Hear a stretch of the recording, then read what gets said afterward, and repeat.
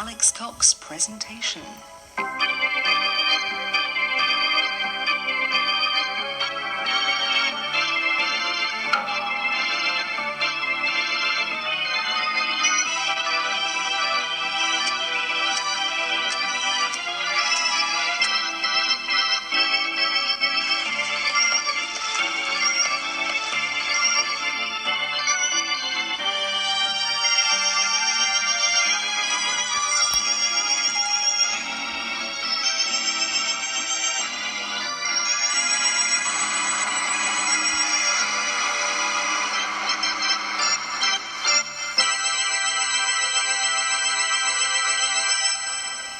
What Have I Done to Deserve This is a film by Pedro Almodovar, the premier director of the New Spain. Obviously, I say that with a certain cynicism. Being the premier director of the New Spain is rather like being the premier novelist of Milton Keynes. What Have I Done to Deserve This is actually a pretty good Almodovar film. More slick than some of his other movies with less plot, it is the everyday story of a dysfunctional family living among the horrible tower blocks of contemporary Madrid. It's the first Almodovar I've seen that doesn't open with a scene involving a movie being dubbed.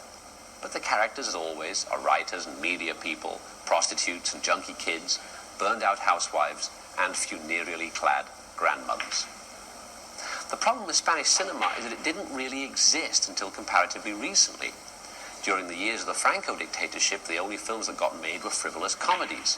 Now that democracy has returned to the Iberian Peninsula, the best they can come up with appears to be frivolous comedies, which is okay, but for a culture that produced Luis Buñuel, Picasso, Goya, Dali, one wonders, where's the rest of it? In a sense, Almodovar's funny, lightweight cinema is the New Spain. Not so cheap, but excessively cheerful. A petri dish for garish advertising experiments to promote the sale of widescreen televisions at little cars and vans. It's the equation of democracy with consumerism, the replacement of one form of oppression with another one. And, just as in the former fascist paradise, the people in charge and the established systems of control remain the same.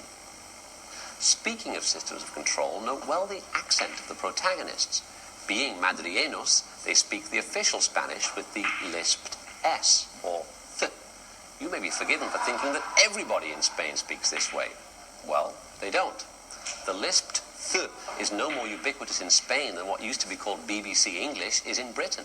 People in Huelva don't lisp, nor do they lisp in Oviedo or in Gijón. And the Spanish accent that was exported to the New World contains a hard S, not a soft one.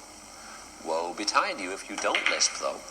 Rather like BBC English, the Madrid th is used to enforce a certain urban norm across the nation. It indicates a certain classy status, a certain societal correctness. You're no more likely to hear the hard S in the Spanish media than you are to hear a Judy or a Scouser reading the 9 o'clock news. All of which is naturally divisive and detrimental to the culture. The Spanish don't go to see Mexican films, for instance, because they sound funny. It would be an injustice to Almodovar to suggest that he isn't aware of this. He's actually quite an acute social commentator.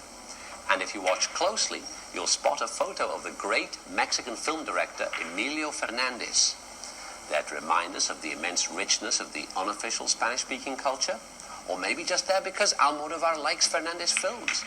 It's an odd notion, the sophisticated Madrileño socialite paying homage to the Mexican indio macho, but not as strange as it might appear.